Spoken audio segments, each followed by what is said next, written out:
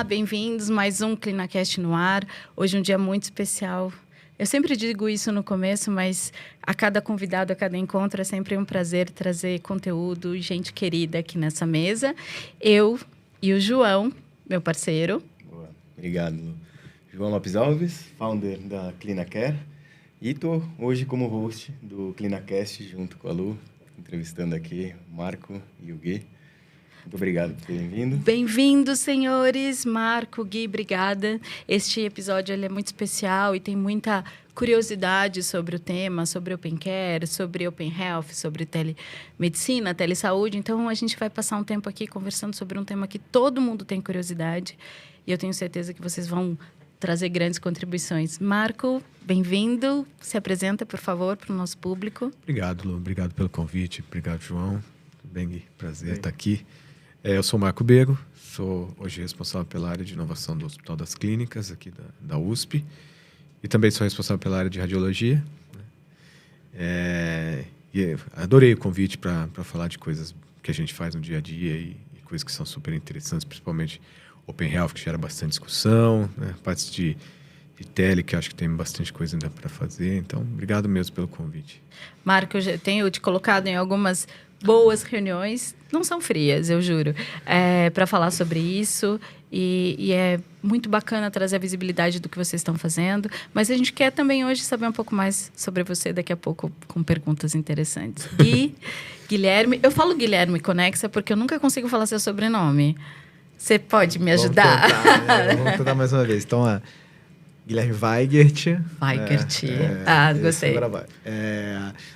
Muito bom estar aqui com vocês, animado para o papo aqui. Gente interessante, sempre bom a gente soltar aqui alguns bons conteúdos e ver o que essa conversa vai dar. Então, estou bem animado, sou médico, cardiologista, sou um dos cofundadores da Conexa e atualmente CEO da Conexa.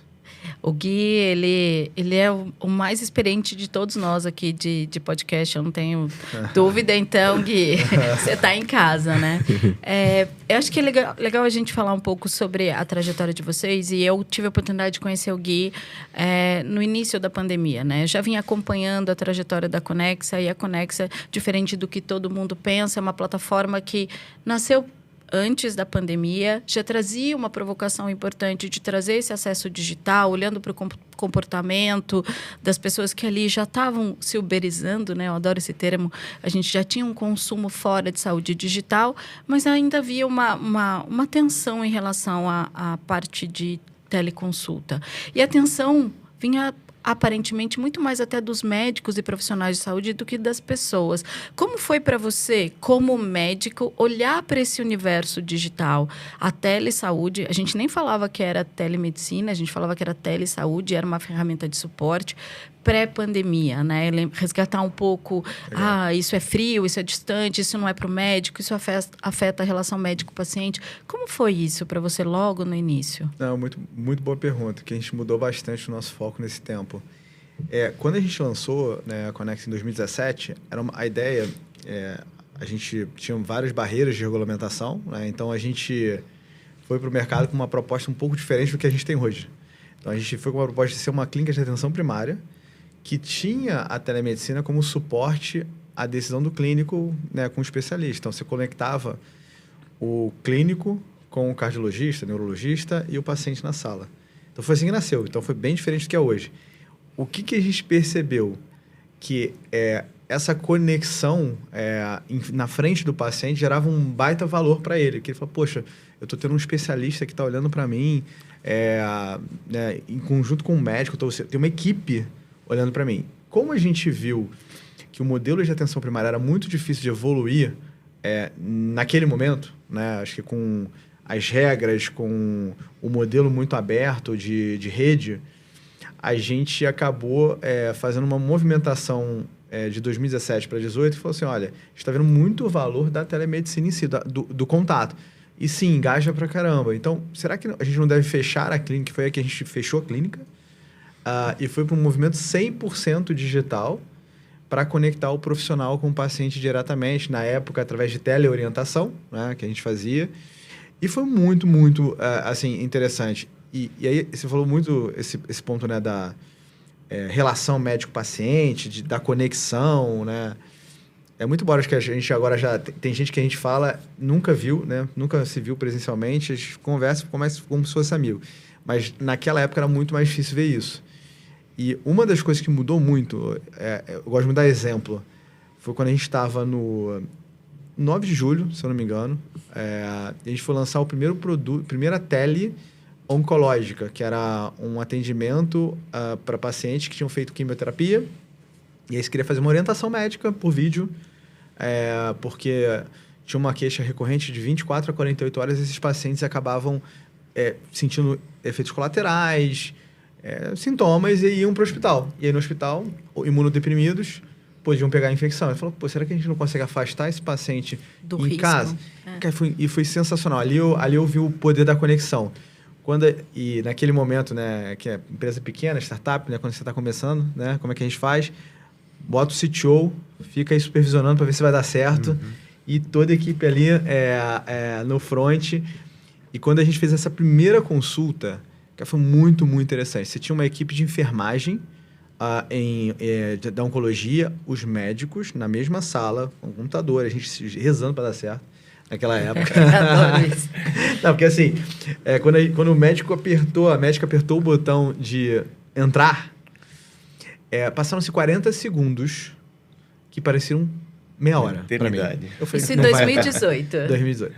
E aquele tempo eu falei, não vai dar certo. Eu já mandando mensagem pro CTO, eu falei, cara, não é possível, Daniel, fica de olho, o que tá acontecendo? Ele, calma, vai dar certo. Aí entrou o paciente, cara, a paciente entrou, tava com um gato no colo. Paciente oncológica, ótimo. Com um gato no colo. Mas quando ela entrou na tela, a primeira reação dela foi uma reação muito, muito inesperada. Ela chorou. Foi a primeira, ela começou a chorar e a gente... Cara, será que ela... Estamos fazendo alguma agressão, né? A gente já pensou... Uma invasão, né? Uma invasão. E aí ela falou, poxa, eu tô... pela primeira vez eu sinto que vocês estão visitando a minha casa. Nossa, interessante. Então, assim, foi o primeiro contato que a gente teve. Ela num movimento, assim, emocionado, a equipe toda... se emociona aquele momento. Pô, ele estava muito no início ainda, né? E foi super legal. Então, assim, o que eu vejo na prática é que no final do dia, o tempo de tela, que a gente chama aqui, a gente agora chama muito isso, o tempo de tela conta muito. E na grande verdade, a comparação com o físico, presencial, é que muitas vezes você está com o paciente naquele momento, só que você tem que fazer tanta coisa. Você tem que escrever. Você tem que escrever. E é desconfortável. E o que a gente viu, na verdade, é que eu não preciso fazer isso quando eu estou na tele. Eu posso 100% do tempo focado. E é um antagonismo, né, Gui? Porque a gente viveu um período de uma grande resistência de que a tela afastaria esse momento mágico do paciente e do médico. E quando você fala isso e a pessoa se sentiu acolhida dentro da casa dela, numa zona de conforto, isso, de alguma forma, até aproximou, né? Interessante isso. E Bego... Você, um pouquinho antes de abrir aqui o evento, até o João perguntou de onde a gente se conhece. A gente nem lembra mais de onde se conhece, né? Porque nós dois engenheiros, né? Eu sou um pouquinho mais nova que o Bego, mentira. Mas você sempre esteve à frente de uma agenda muito forte de tecnologia, do que estava por trás da assistência do paciente. E passou, há 10 anos você já está no HC. O HC é um celeiro de formação, é onde você tem a formação de profissionais referenciados na saúde, aí eu não estou falando só de médicos, mas enfermeiros e outros profissionais. E o HC vem de uma agenda de altíssima complexidade. E a altíssima complexidade traz também o paradigma da proximidade. A saúde digital entrou de um jeito diferente no mundo do HC, que eventualmente também foi levar o HC mais próximo das pessoas que vinham à distância e como se esticasse o braço do HC pelo Brasil, né? Conta pra gente um pouco, antes de falar desse projeto inovador que a gente quer explorar bastante, o OpenCare, como entrou esse universo da saúde digital dentro do HC desde que você está lá? Lu, vou tentar dar uma resumida nisso, né? Porque o HC, isso também logo... No princípio, ali, um pouquinho antes da pandemia, acho que 19, 20, o HC fez um planejamento estratégico E naquele momento se tinha uma ideia de que a telemedicina era um negócio que precisaria ser avaliado. Então. Só que fazer projeto no HC é sempre muito difícil, fazer muito grande. Geralmente, quando você der ideia de fazer uma coisa, já tem mais 5 fazendo a mesma coisa, precisa se unir. E aí, o professor Giovanni, à época, sabia que tinha um projeto do governo inglês para trabalhar no Brasil que apoiavam países que tinham um sistema de saúde baseado no sistema inglês, no NHS. E a gente submeteu o nosso projeto para esse programa e aí nós fomos aceitos. E aí... Isso em 2000? Isso em 2020. Tá. 2019. 19, pré-pandemia.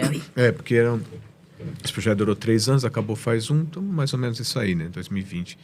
Comecinho antes, não sabia que era pandemia, né? Sabia que tinha um problema. Sim. E a gente começou a trabalhar com isso. E aí o governo britânico contratou a McKinsey para nos ajudar aqui no Brasil e a gente tinha conversa com a NHS lá. Então foi assim que começou o Projeto Saúde Digital, com uma ideia de trazer iniciativas para dentro. Então, aí logo entrou a pandemia, então tinha aquele negócio de visita à distância e outras coisas, então até a teleconsulta, que a gente começou a trabalhar. E o governo britânico também disse, olha, a gente gostaria que vocês fizessem um braço de atenção primária, que era uma coisa que o HC não faz isso, né? Você falou que é um hospital terciário. E a gente montou também um programa de atenção primária, onde a gente aprendeu talvez mais de tudo isso foi nessa brincadeira da tele mesmo, que o Gui comentou, assim, as primeiras ações, assim, tem até um vídeo na internet falando desse programa, os testemunhos são uma coisa fantástica, assim, quando a pessoa recebe esse cuidado, sabe que tem alguém interessada nela. Então, assim, tudo isso que tinha dessa restrição, né, da tele previamente, isso foi quebrando com os casos de uso, você vendo que era essa mudança. Aí, com esse projeto, a gente estruturou aí a gente mudou de telemedicina para saúde digital, o programa. E aí nós começamos a estruturar esse programa no HC. Tinham 20 iniciativas à época, que ia desde inteligência artificial até teleconsulta. Algumas se sustentam até hoje, outras a gente desistiu porque não estava maduro ainda o suficiente. Mas esse foi assim, o start inicial do projeto. E ele começou a rodar na área de inovação, que também foi uma coisa legal, porque se você roda direto na operação, é uma operação complexa, cheia de problemas, tal, você acaba indo muito lento, né? Quando rodava na inovação, então você rodava meio fora desse sistema todo, com menos amarras. Então o projeto andou super rápido, assim. Então, acho que esse foi o primeiro contato nosso, assim, e aprendemos muito com o pessoal da NHS também, de UK. Sim, que nos ajudou a não cometer erros parecidos, né? Eu tive a oportunidade em 2015, perdão. 2014 acho que foi Olimpíadas, não foi? Em Londres. Em 2015 eu fiz uma visita no NHS, no NHS. Na época eu estava à frente da área de estratégia da Accenture e foi um grupo do Brasil, e fomos eu e um outro executivo da Accenture. E foi interessante olhar a similaridade, do ponto de vista do modelo de saúde, onde a gente é estruturado a partir da necessidade / complexidade do atendimento, né? Primária, secundária, terciária, são termos tão técnicos que a gente fala.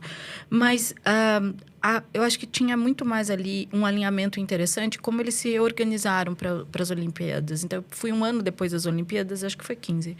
E como eles se organizaram com esta rede. Porque imagina o tanto de pessoas que estavam em Londres e estavam ali próximo. Nenhum sistema é dimensionado para um evento desta envergadura, né? E aí, eu me lembro que havia toda uma preocupação em atentados, riscos, tudo que um evento global traz. E como eles utilizaram o modelo de conexão para avaliar rapidamente o grau de atendimento, desde o simples de atendimento até o mais complexo, e como eles estruturavam o modelo de deslocamento e encaminhamento de pessoas. É interessante a gente falar hoje sobre telesaúde, open care, mas a gente tem um sistema já conectado há bastante tempo, né? Para quem olha de dentro da estrutura de saúde, os sistemas de SAMU, por exemplo, os sistemas de captação das ambulâncias. Então, a gente fala que telesaúde é um negócio novo, tal, mas, na verdade, está na nossa vida há bastante tempo. A gente teve a oportunidade de fazer um podcast aqui, acho que foi o nosso 2º ou 3º episódio, e vocês conhecem, obviamente, o Armando hoje, que é da Siemens. E ele contou que o pai dele é médico. E na casa dele tinham 2 telefones. O telefone da família e o telefone dele como médico. E que as pessoas ligavam para ele, e ele atendia, e ele receitava. Isso é telemedicina também. Só que durante muito tempo, por outros paradigmas de preocupação e proteção, né, isso foi tido como um problema.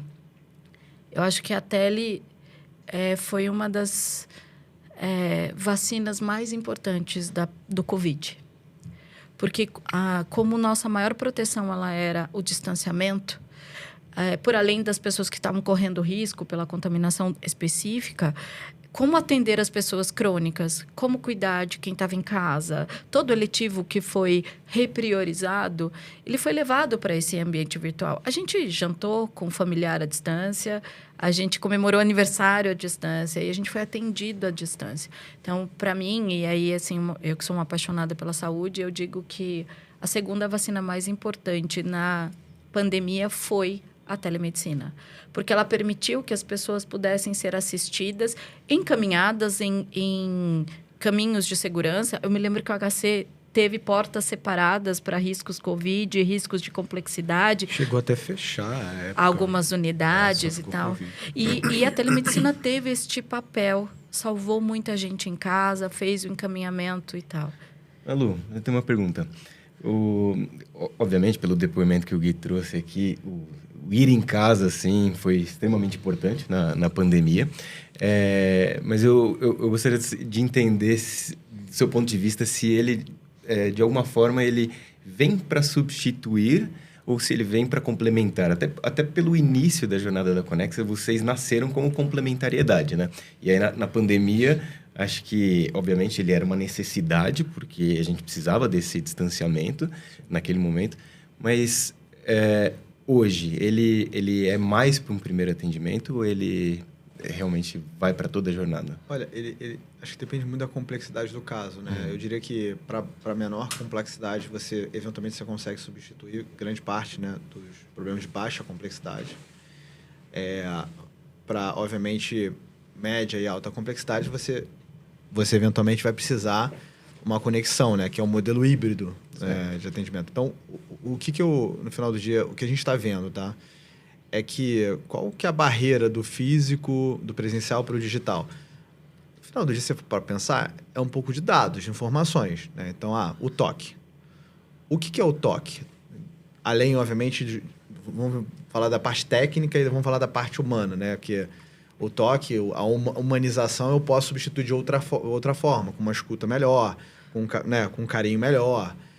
Mas do ponto de vista técnico, o dado, né? Então, eu preciso escutar o coração, eu preciso ver a pressão, eu preciso ver a frequência. Mas se eu for para pensar, essa barreira, ela está muito perto, né, de cada vez mais se extinguir. Pô, eu estou aqui com um anel. Um device. Né? Um device, eu estou com um relógio. Eu estou sendo monitorado 24 horas por dia. Né? Então, daqui a pouco eu vou começar... Eu já tenho eletro. Então, assim, o volume de informações que você está conseguindo capturar com os devices, ele vem, sim, para substituir muito das aferições, dos sinais que são capturados de outra forma. Perfeito. Então, eu acho que, no tempo, cada vez mais com as novas tecnologias, os novos dispositivos, mais automação, mais inteligência, a gente está criando um novo modelo de medicina que eu diria que a gente não conhece ainda.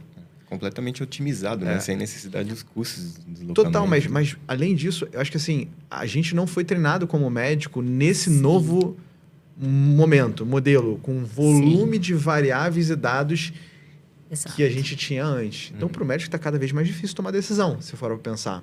São variáveis que às vezes contrapõem, né? Então, porque nunca foi monitorado daquela forma. A medicina foi construída com esse volume de dados que está sendo incorporado.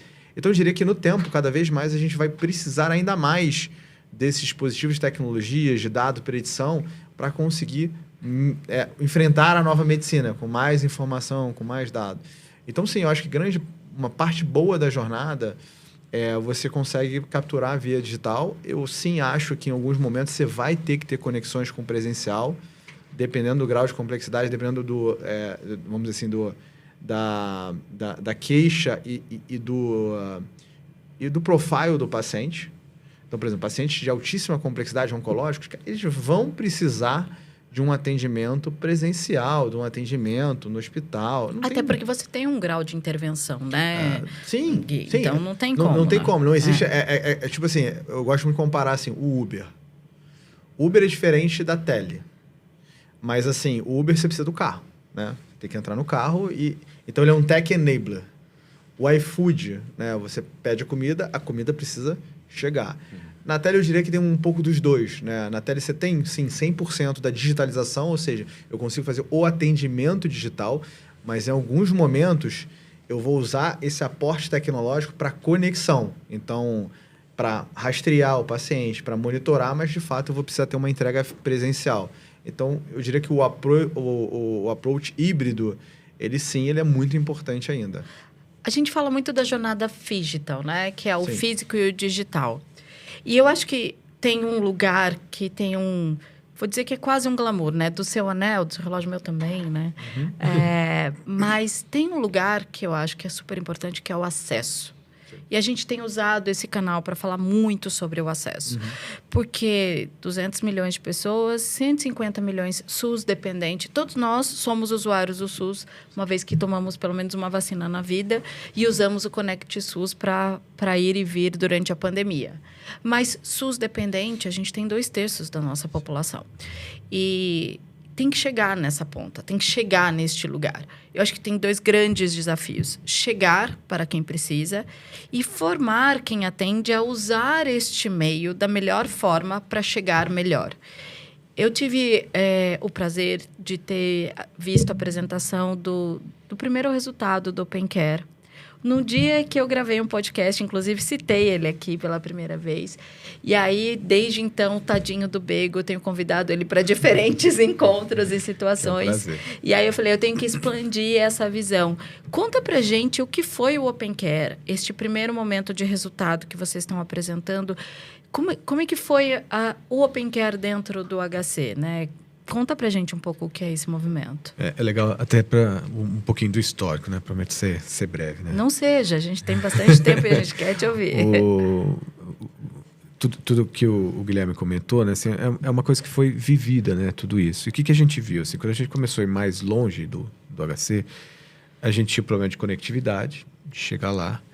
Então, a gente sabia onde precisava ir, sabia onde estavam as necessidades, mas a gente não tinha conexão para chegar nesses lugares, né? Então, a gente começou o projeto do Open Care, que era... A gente precisa dar mais conexão para chegar nesses lugares. Então, a gente conseguiu fazer uma tele na comunidade de Paissandu, que fica em Santarém, no município de Santarém. Só que você tinha uma banda tão baixinha que era, no máximo, a tele mesmo. Assim, era uma conversa ali, mesmo assim, 90% dos problemas foram resolvidos local. Só que a gente viu que o deslocamento dessas regiões era muito difícil, né? Sejam eles por comunidades ribeirinhas, comunidades remotas, por indígenas e tal. Então, a gente queria acrescentar uma coisinha a mais, alguns diagnósticos nesse lugar, para você só realmente enviar para o grande centro que você precisava. E aí que começou a ideia do Open Care, que era de preparar todo esse projeto de conectividade, porque sempre falava assim, a telemedicina é fácil aqui em São Paulo, né? Quero ver fazer lá no meio da floresta. Eu falei, então vamos fazer no meio da floresta, que assim a gente acaba com esse papo de quero ver fazer no meio da floresta. E a gente estruturou o Open Care para isso, para a gente conseguir levar, escolhemos o ultrassom, que era um equipamento que precisava de uma banda importante, que no lugar um médico ou algum operador fazia a triagem ali pelo ultrassom e um médico especialista na outra ponta, analisando em tempo real e orientando quem estava lá. E aí, naquele dia, a gente tinha terminado a segunda fase do projeto, que era na aldeia do Xingu, né, no Alto Xingu, que estavam fazendo ultrassom lá e o médico aqui do HC avaliando a imagem em tempo real. Então, o Open Care começou para dar conectividade. Hoje, depois do projeto, nessa fase, a gente consegue hoje levar teleconsulta e até esse point of care usando ultrassom e outras necessidades para qualquer lugar no Brasil. Seja ele no meio da floresta, seja ele na cidade, seja ele no leito do Rio Amazonas. Cada um tem um tipo de tecnologia, claro, né? Mas a gente conseguiu provar que é possível. Então, acabou aquela conversa. Fazer em São Paulo é fácil, fazer no Rio. Quero ver fazer aqui. Então, a gente foi lá no meio da floresta. Você contou a história de quanto tempo você demorou para chegar lá, né? Como foi? Não, eu não fui. Então não é...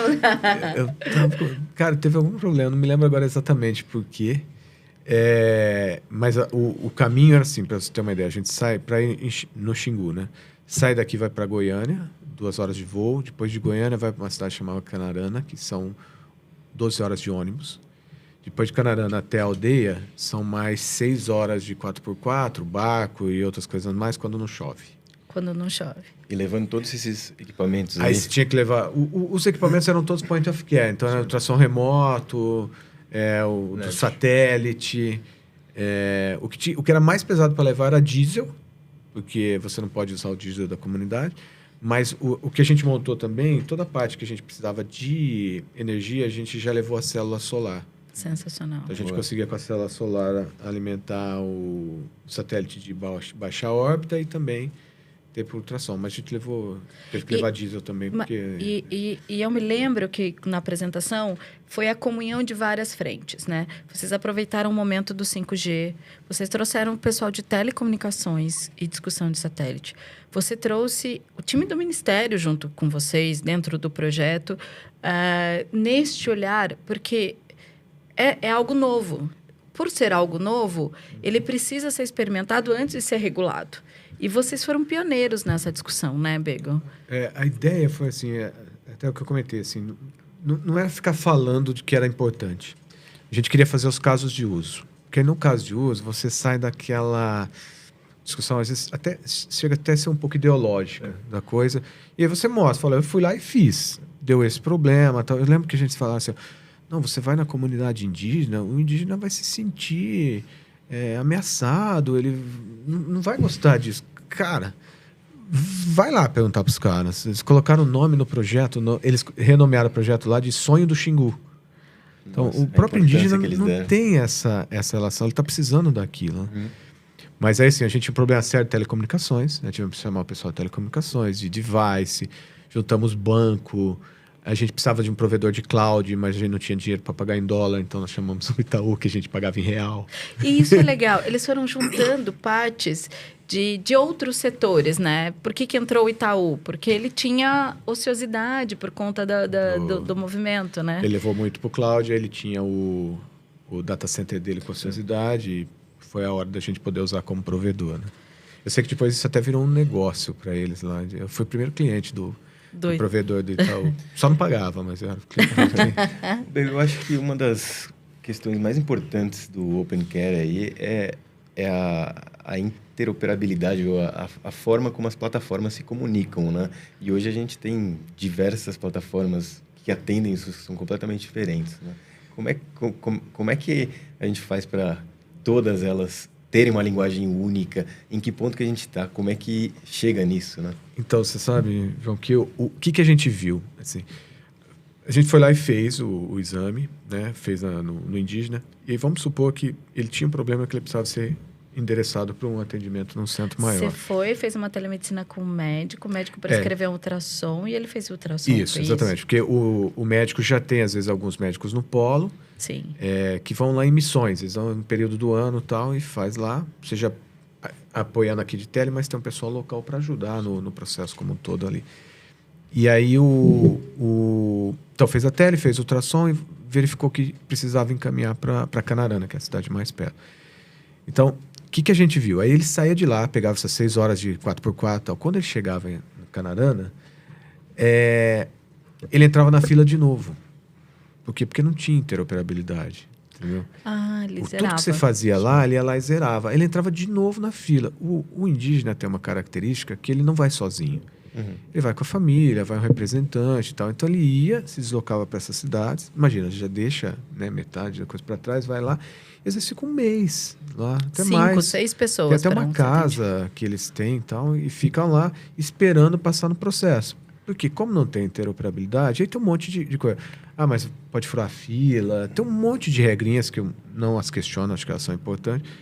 E a gente falou, então não vai adiantar nada eu levar isso em todos esses lugares se eu não estiver conectado, não estiver interoperável com os outros sistemas, de uma forma que todo mundo saiba as regras, tudo. E aí foi quando a gente mudou, que o OpenCare inicialmente era o OpenCare 5G, porque a gente usava a tecnologia aberta para fazer o 5G, que era em Open RAN. E aí o OpenCare virou de Open Health. E a gente começou a trabalhar dentro desse programa de conectividade a parte de interoperabilidade, que é onde a gente está agora, né?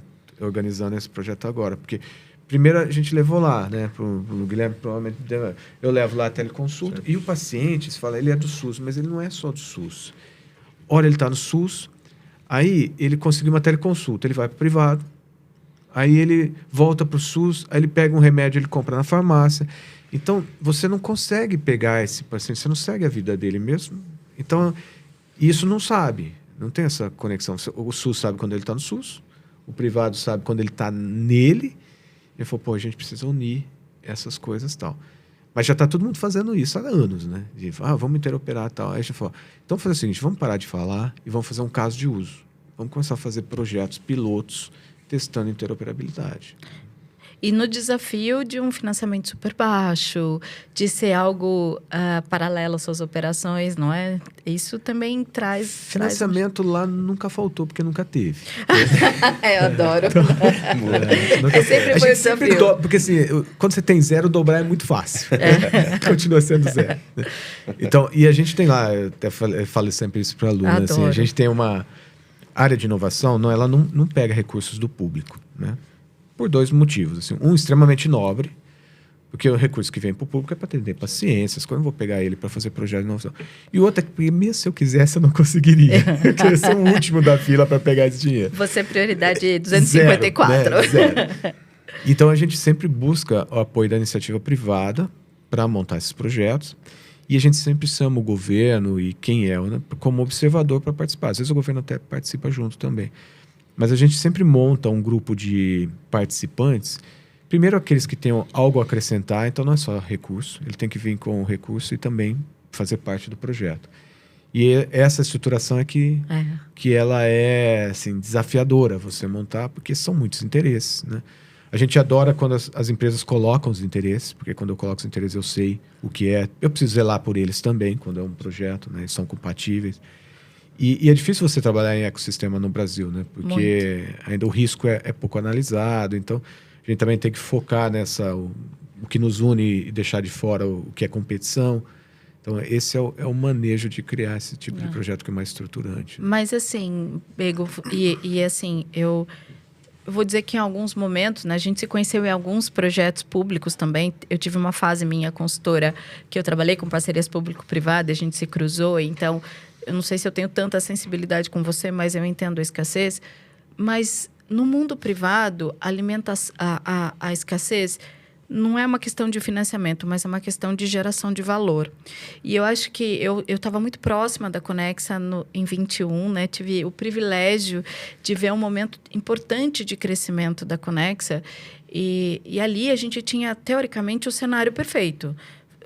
Apesar de toda a dificuldade que a pandemia trazia, você tinha uma prontidão das pessoas de consumir esse serviço, então tinha baixíssima resistência do paciente.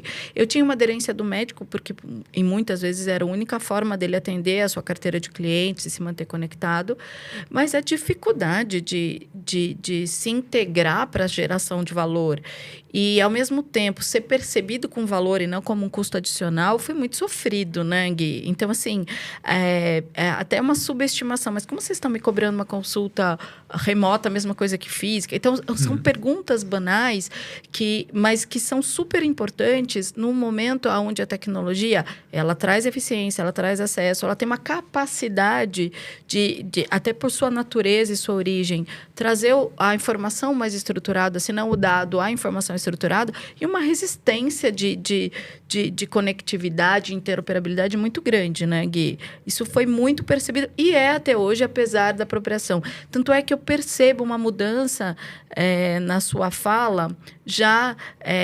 Eu brinco que você é o médico mais executivo dos últimos tempos próximos a mim, porque, assim, não que você deixou de ser médico, porque eu sei quanto você é apaixonado pela assistência, mas você ajustou, assim, como que eu gero impacto, como que eu gero valor, aonde eu estou trazendo impacto de eficiência, né? Como que você viu essa conectividade? Porque uma é a dificuldade da conectividade pela falta de recurso, a outra é pelo desentendimento e até por uma proteção, né? Como é que você vê isso da tele, por exemplo? Hoje você trabalha com várias operadoras, você trabalha com algumas estruturas. E aí teve um momento em que você foi trabalhar direto com as empresas, as operadoras ficaram arrepiadas. Como assim? Você está me bypassando, indo direto para o meu estipulante? Enfim, como é que é essa tensão? Legal. Boa pergunta. Assim, o que a gente percebeu, né? No final, a pandemia ela trouxe um ponto que é acesso, né? Então, é inegável, né? E ainda digo que tem ainda muita coisa para aumentar acesso, né? Só que logo em 2022, 21 para 22, falou, olha, tudo bem, é acesso, mas as operadoras elas estão certas de me, né, indagar, né, de, na verdade, me responsabilizar se eu estiver aumentando o custo, porque no final do dia tem que estar gerando valor. E valor, né, é uma equação, né, naquele momento que é assim, eu aumento o acesso porque eu estou com uma rede insuficiente, seja porque o volume está alto, seja porque não tenham certos especialistas aqui dentro, mas tudo bem, mas eu preciso gerar resultado. E para o operador é muito importante gerar resultado não só de satisfação do beneficiário, mas sim resultado financeiro, resultado clínico, financeiro, que é o que a gente vê. E aí, dali, a gente começou a falar assim, poxa, então, tudo bem, acesso ele é super importante, nós vamos continuar abrindo as portas e abrindo os serviços que, para mim, a tele é uma porta de entrada. Ela sim. Deveria ser vista como uma porta de entrada numa estratégia de saúde. Então, a gente vai abrir, sim, as portas de entrada para, sim, fazer o contato e depois a gente ir para uma jornada cada vez mais personalizada e cada vez mais usando dados para que isso aconteça. Então, dali a gente foi para um modelo mais, não, agora a gente vai investir muito em tecnologia e dados para começar a tirar essa objeção. Então, foi um ano muito importante para a gente. O que a gente vai fazer? Então, sim, vamos ver então se a telemedicina, ela de fato está piorando, né, o custo, se ela está aumentando, né, a ineficiência, que acho que era o grande ponto. Vamos lá, então. Do mundo privado. E vamos olhar? Então, a gente começou a olhar. Não, tá bom. Quem faz atendimento aqui num pronto atendimento? Volta? Vai num presencial? Quantos %? Qual é o ROI disso? Então, a gente começou, de fato, a buscar informação, trazer uma plataforma mais robusta para conseguir fazer essas comparações. Porque é muito ruim você estar num modelo em que você não tem benchmark. Você não tem comparável. Eu sempre estou em busca do comparável, porque as pessoas nem sabem qual é o dado real. E aí a gente começou a olhar e falou, olha, a gente vê que em 92% dos casos, o paciente não vai ao presencial. Estou falando que não vai, é que não vai mesmo, né? Não é o que eu falei para ele ir ou não. A gente medindo na ponta, né? Em 30 dias vai, não vai, para a gente ver qual é a resolutividade de um pronto atendimento. E a gente viu que tem um ROI, tem ROI de 2, 2.3, dependendo. E ele pode ser maior ainda se você conseguir trazer mais do presencial para o digital, por exemplo. Aí tinha um outro ponto que era legal, assim, e saúde mental? Qual é o ROI desse negócio? Qual é o valor que eu posso gerar? Eu tenho que buscar um valor. Aí a gente fala, o valor talvez seja a pertinência, não fazer muita frequência desnecessária, fazer uma recuperação mais rápida, esse é um valor. Aí a gente, olhando com um volume muito grande de dados, muito numa tentativa de entender, a gente percebeu, por exemplo, que pessoas que estão em acompanhamento, né, na saúde e tal, em mental, elas reduzem ida ao pronto-socorro. Aí eu falei assim, faz todo sentido. Sou cardiologista, quantidade de pacientes que eu atendi que não tinham nenhuma doença cardíaca e foram por ansiedade, depressão, é muito grande, então faz sentido. Então, menos sobre se é o digital, é muito mais qual é o resultado que você gera. Só que a gente, infelizmente, né, é uma oportunidade, no caso, a gente tem um modelo que tem pouquíssimo desfecho sendo falado, resultado, Sim. KPI.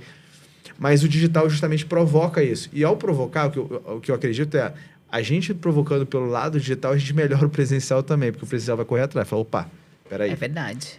Então, isso aqui é bom para a sociedade. Isso aqui evolui a medicina.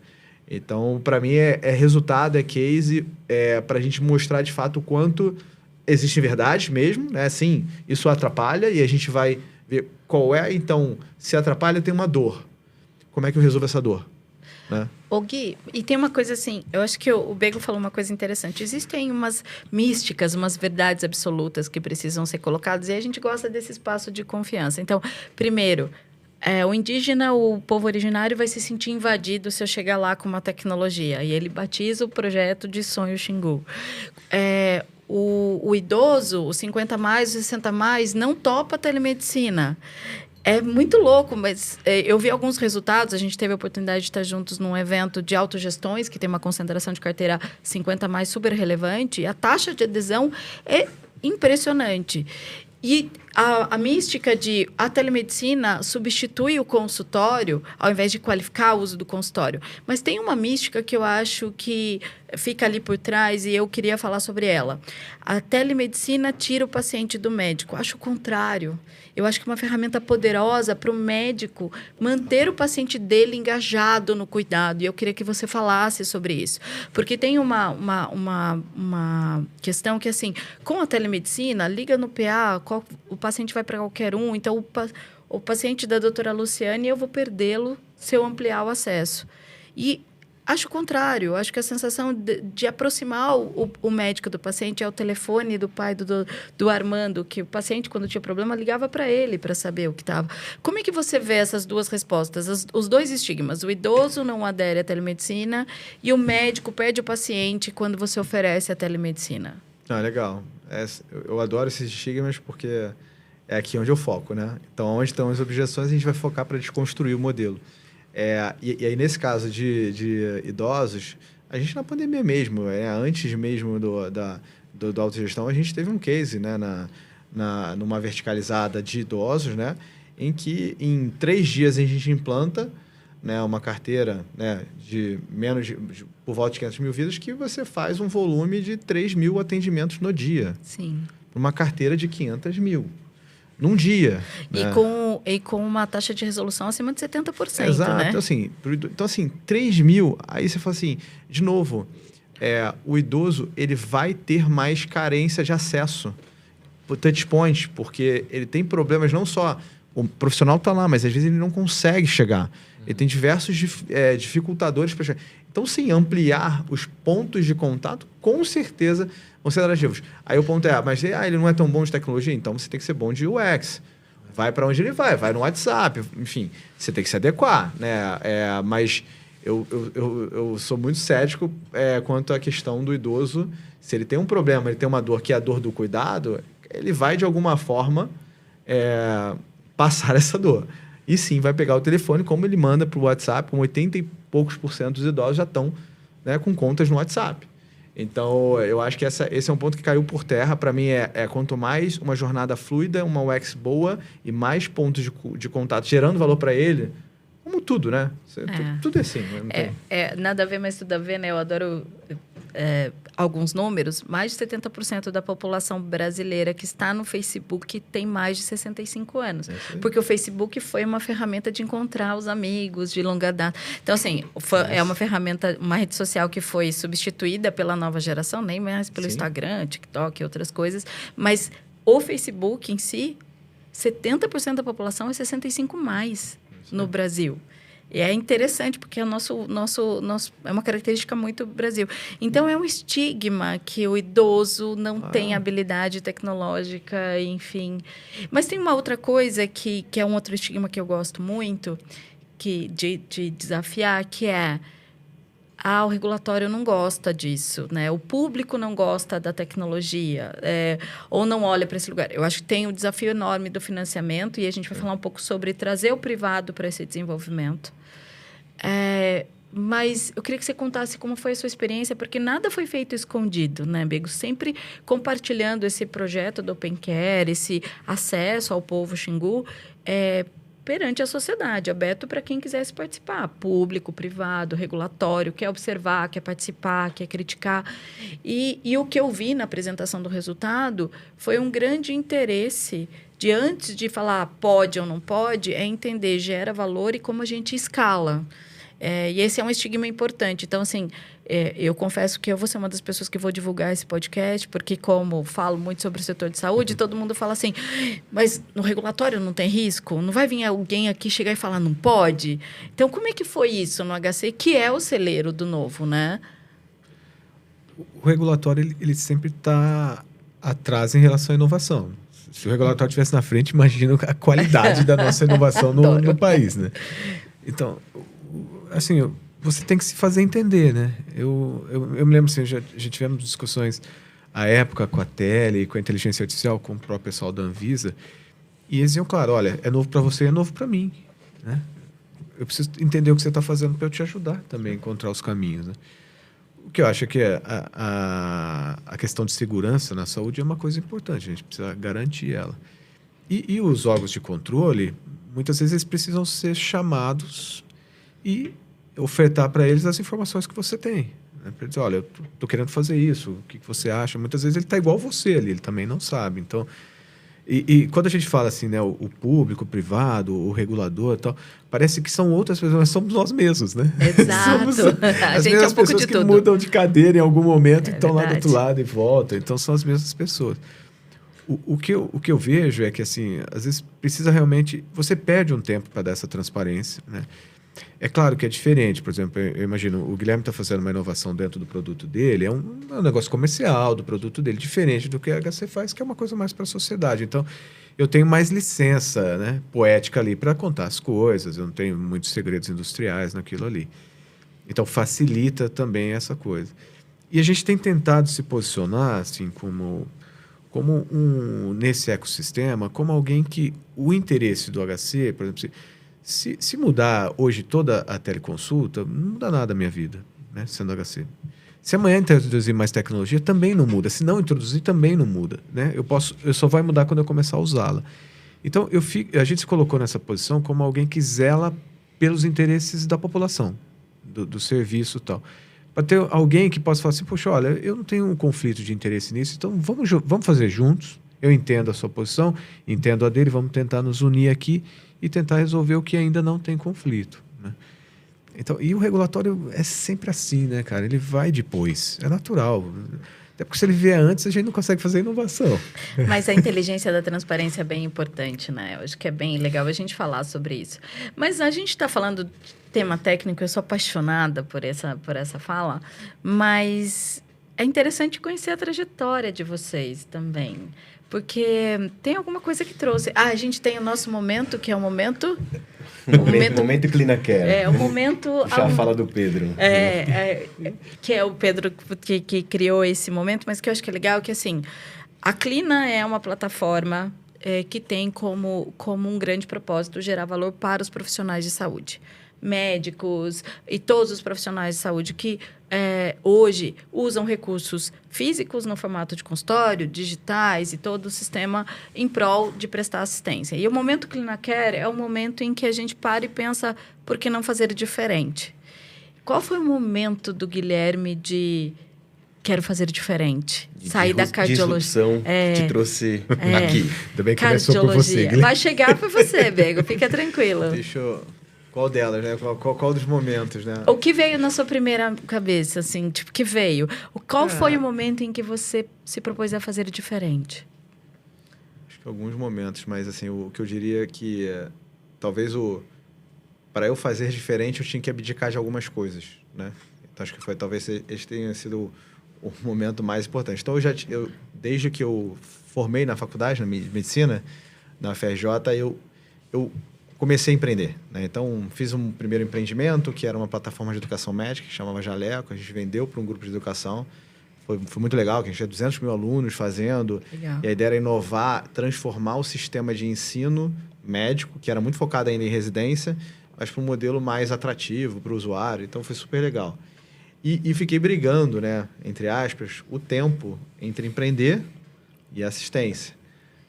Então, até que estava começando naquele dilema de você se forma, você faz residência, depois você faz cardiologia no Instituto do Coração, aí depois eu fiz mestrado, e aí eu terminei, e aí naquele momento eu falei assim, o que eu vou fazer da minha vida? Porque tudo que eu estou investindo de tempo aqui está indo mais para assistência, mas por onde eu estou aqui, né, com aquela vontade grande de impactar é aqui. E aí talvez o momento que eu decidi fazer diferente...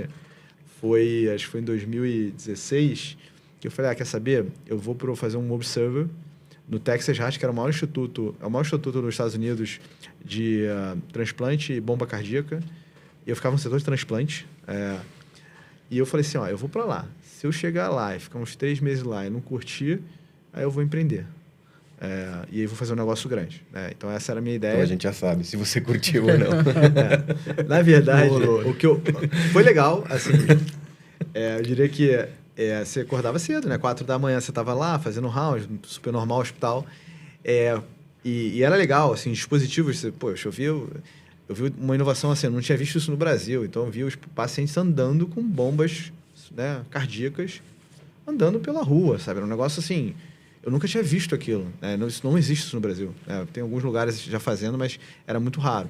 E eu via, e assim, um negócio muito legal, mas eu saía de lá às 7 da noite do hospital, ia para o hotel, aí no hotel eu fazia treino, eu estudava marketing, tecnologia, então eu estudava linguagem de tecnologia, data. Aí eu falei, gente, eu acho que eu já me decidi aqui, eu já vou para cá, e foi aí que eu decidi fazer diferente e, de fato, impactar a saúde. Eu acho que deu certo. Mas acho que não foi nenhuma coisa nem outra. Eu acho que você foi, assim, inundado com essa questão da tecnologia. Exato. O Marco, a gente se conheceu, você trabalhava no ambiente privado, na saúde suplementar. E aí você foi para o HC, você poderia, assim, a gente brinca na nossa época que engenheiro clínico era um bicho super desconhecido. E apesar de você estar na logística, compras, você tinha um grande entendimento sobre tecnologia médica. Você poderia ter escolhido um outro lugar na saúde suplementar e você fez uma escolha, no mínimo, polêmica. Marco Bego no HC fazendo o quê? Então, eu não sei se esse foi seu momento Clinacare, mas de mudança, e eu gostaria que você falasse o seu momento, mas para gente, e para mim, e para outros engenheiros clínicos e outras pessoas que já admiravam aquela sua trajetória, né? Eu conheci o Marco, ele estava no Grupo São Luís e trabalhou naquela operação previamente à aquisição da Redditor. São Luís, para quem não sabe, era o Einstein privado, era uma rede de uma reputação elevada ali, concentrada entre Itaim e Morumbi. E aí você vai para o HC, né? Entre uma coisa e outra. Conta pra gente essa mudança e aí o bichinho do HC, porque é um desafio enorme de atuar na escassez, mas quem entra não sai, tem uma paixão ali. Como é que é isso? É isso mesmo. É isso mesmo. A leitura está certa. Primeiro eu saí da indústria e vim para o hospital. E aí foi uma mudança importante. E aí eu estava na iniciativa privada e aí eu conheci o Tom Zé, que é o superintendente do HC. Philips na época, não era? Não, você não sabe quando eu conheci o Tom Zé, cara. Eu sou aluno do primeiro curso de engenharia clínica da USP, que nem tem mais ainda. Sim. E aí, à época, eu tinha acabado de terminar a faculdade e tal, e estava naquela fase. Você termina a faculdade, vai procurar alguma coisa e tal. Naquela época não tinha tanto como telecomunicações, assim, estava meio perdido aí e tal. E o pessoal lá de casa me ligando que eu tinha passado nesse curso. Aí fui para a cidade universitária, cheguei lá perdidaço, não sabia onde era. Tinha um cara tão perdido quanto eu, que também ia começar o curso, era Tom Zé. Tom Zé é físico, né? Não, ele é engenheiro. Engenheiro também? Engenheiro civil e ele fez elétrica também. Acho que fez elétrica, eu acho. E aí foi lá que eu conheci ele. Então aí depois as nossas... fizemos a engenharia clínica, depois as vidas se mudaram de rumo e tal.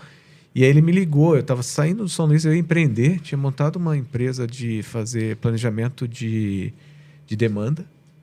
Eu queria fazer esse negócio e tal, porque eu achava sensacional. Tava no mercado de energia elétrica? Não, planejamento de demanda de material médico. Ah, é verdade. Porque à época eu estava trabalhando com logística no São Luís. Eu comecei na engenharia, peguei a logística e tal.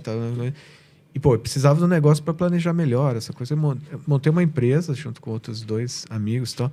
O Tom Zé me ligou e falou, olha, puxa, a gente tá com um problema aqui de logística no HC. Porque eu fui lá vender. Eu fui lá tentar vender o negócio. Adoro. Mal sabia ele que na público não se vende assim, né? Não se vende. Mas a gente tem essa ilusão, Mas pelo menos o cara viu, né? Então, aí falou, não quero comprar nada disso aí não, cara. Mas eu tô com um problema aqui. Tô com um problema aqui na área de logística e tal. Você não quer vir para cá? Você me ajuda? Eu tô chegando agora também e tal. Aí eu falei, putz, cara, mas eu vou empreender, né? Acabei de tomar a decisão de empreender, vou voltar para cá. Não, você vem aqui, você fica um tempo, me ajuda, depois você vai embora. Eu falei, então vou fazer o seguinte, eu sei que isso não vai resolver rápido. Então a gente faz um acordo de 2 anos. Eu venho aqui, converso com os meninos lá, se vai, a hora que eu sair daqui eu vou ver isso e tal. 2 anos eu venho, a gente cuida da logística, depois eu vou embora. A gente resolve esse problema, eu vou embora. Passaram-se... Cara, eu na logística eu fiquei 6 anos, né? não é tão rápido assim resolver as coisas no público. Então. Mas foi um trabalho bem legal. A gente conseguiu terceirizar o CD, o centro de distribuição. Então a gente mudou realmente tudo lá. E aí depois, eu decidi que era hora de sair. Aí eu falei, Zé, acho que está na hora de sair. Tá? Falei, antes de você sair... Eu tinha terminado meu mestrado na Poli e falando de inovação, essas coisas tal, que eu queria ir para uma área mais... onde eu pudesse... Não sei se alguém de vocês já trabalhou com logística em hospital. Não faço. Não façam. Tem Muito limite pouco tempo. Tem limite de idade. Eu já estava ficando velho que não para isso. são 6 anos, tá? É bem menos. Você é bem resiliente. Eu também acho que passei do limite lá. E aí eu falei, acho que eu vou sair, preciso voltar para o mercado privado. Tá? Ele falou, antes de você sair, conversa com o Giovanni. O Tom Zé, assim, antes de você...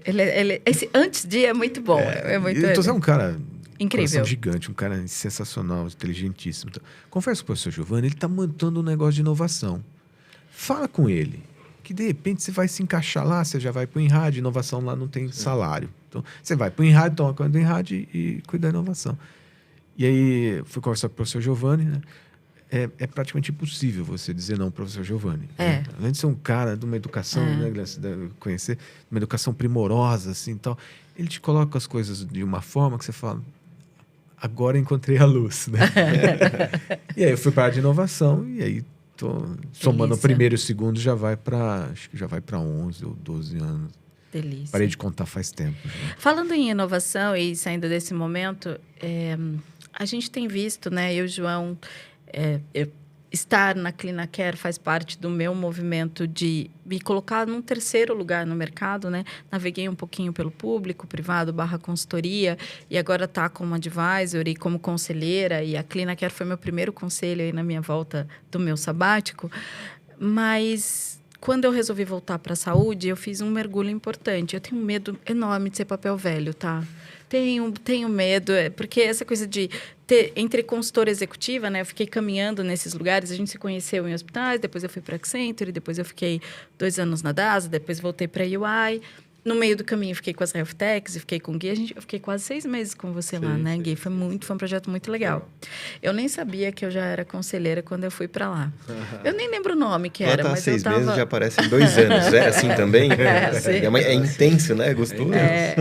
Tanto que ele lembra de mim. Até outro dia eu fui na Conexa, que agora tá gigante, e algumas pessoas vieram, nossa, Lu, mas você saiu há quanto tempo? Porque era tão intenso, eu ficava tanto lá, eu acho que eu dei muito trabalho. Porque são 6 meses lá, a gente conta que são 6 vezes 5, 3 anos, né? Então, mais ou menos isso.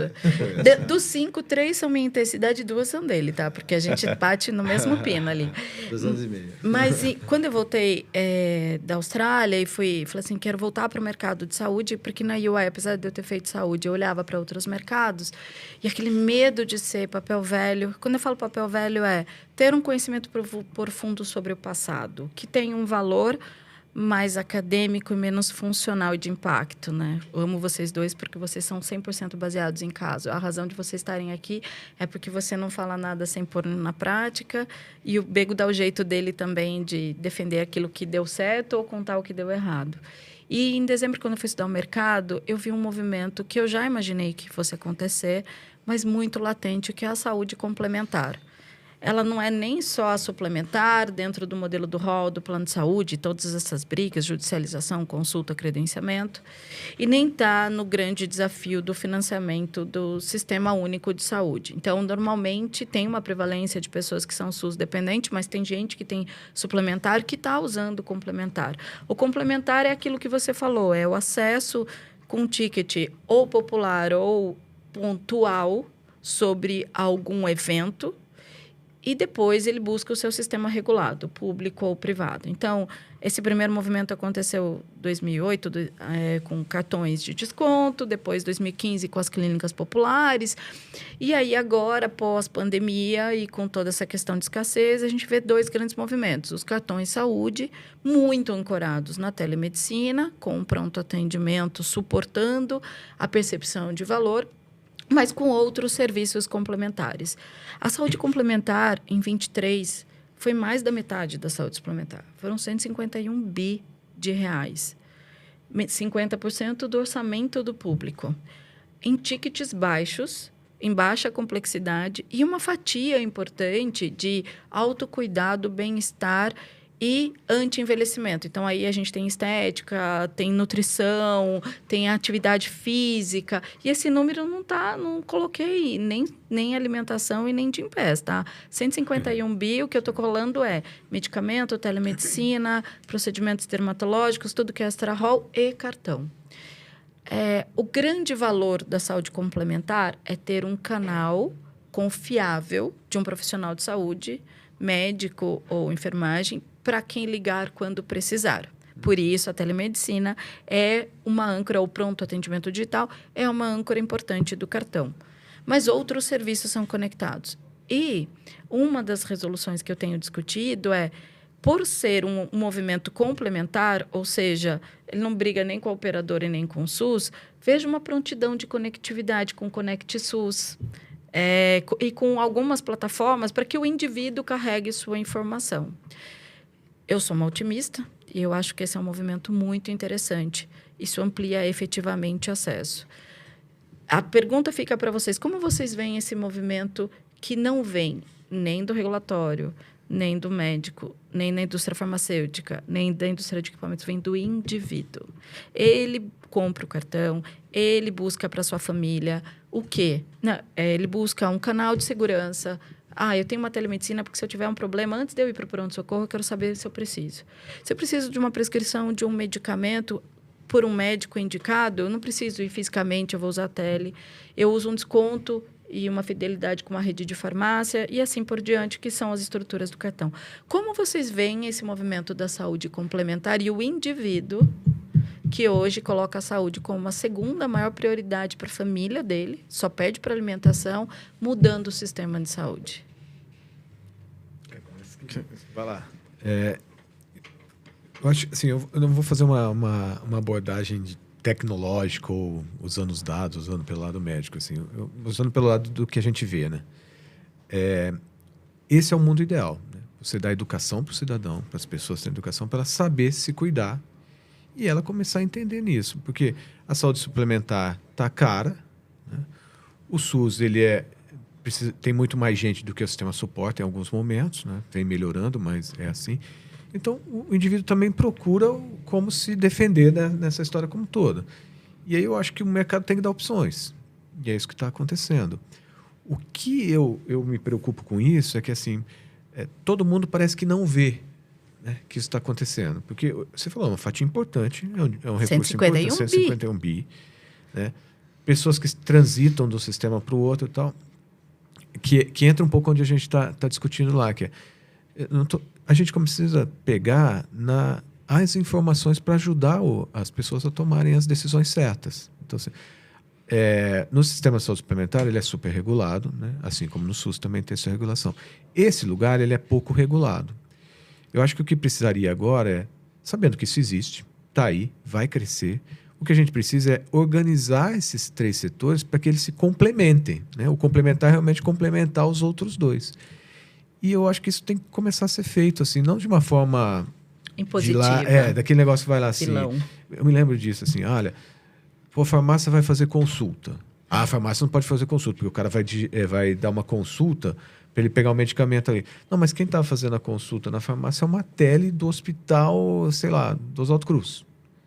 Você acha mesmo que o médico do Oswaldo Cruz vai lá na farmácia fazer uma teleconsulta para vender um medicamento de R$20? Não vai. Então, assim, essa discussão rasa é que é o problema. Eu acho que precisa começar a organizar. São 3 mercados hoje, né, pelo volume, que precisam se complementar. Sim. Ora, o público fazer a sua parte, conectado com o outro, e o cidadão poder usar o que tem de melhor em cada um. Né? Ajudaria, acho que os 3. Sem fazer nenhuma...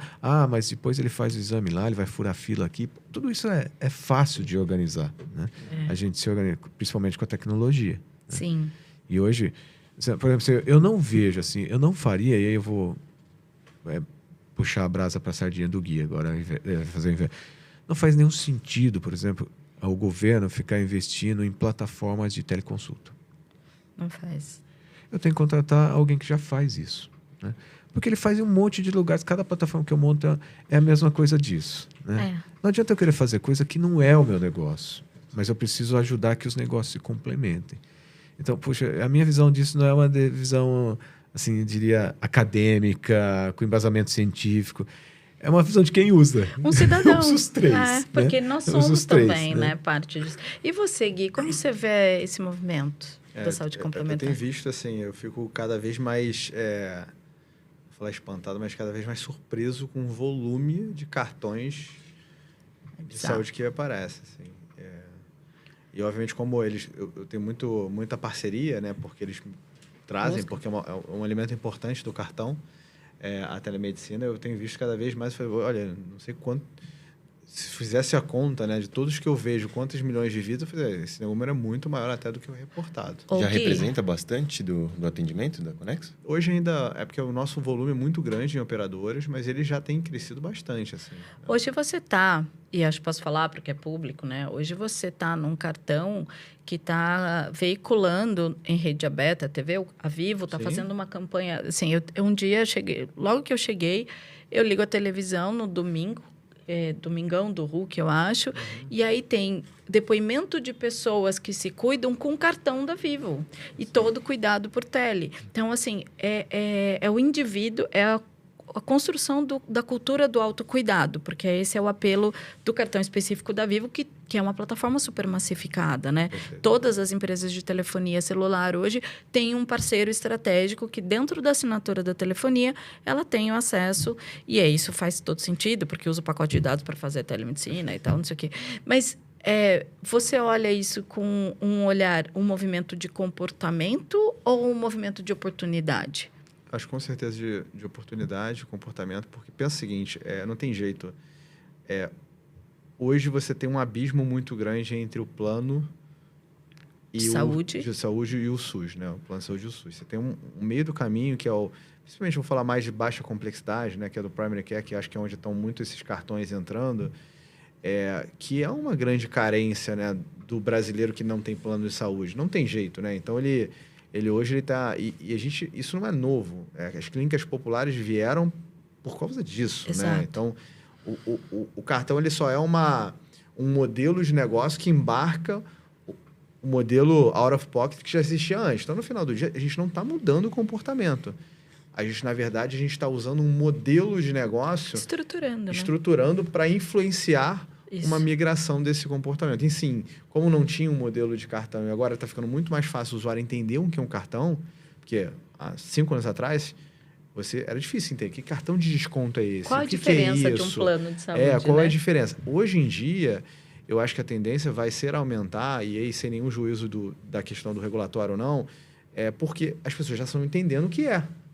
Porque antes só existia o plano e só existia o SUS, né? Vamos colocar assim, o out of pocket era muito fácil de saber. Eu tenho que pagar, né? Não tem nenhuma gap de entendimento. Agora, o cartão, como você está tendo uma força de venda muito grande sobre isso, você está, de fato, ensinando e educando um novo modelo de negócio. Então, o meu ponto você está criando uma awareness muito grande nesse modelo.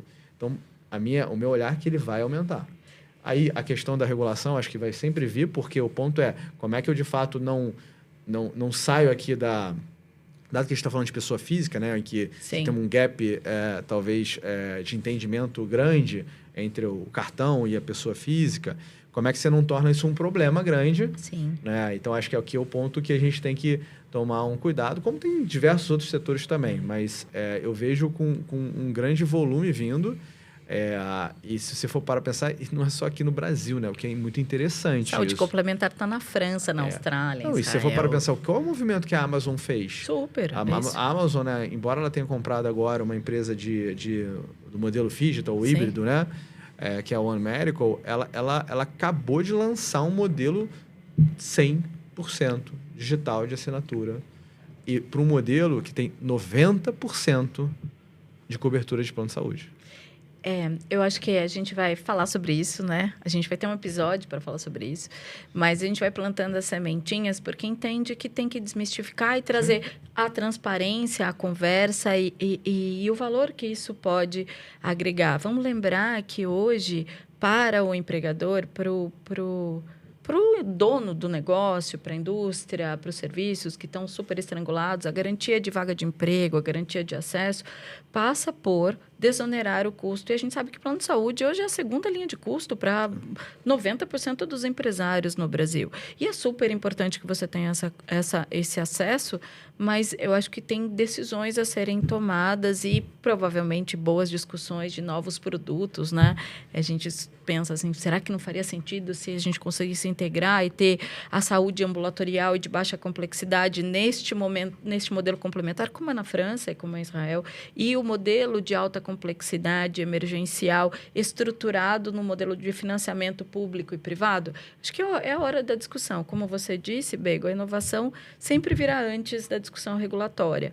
E num ambiente confortável e seguro, a gente tem uma chance de construir coisa nova. Gente, 1h10. Passou rápido.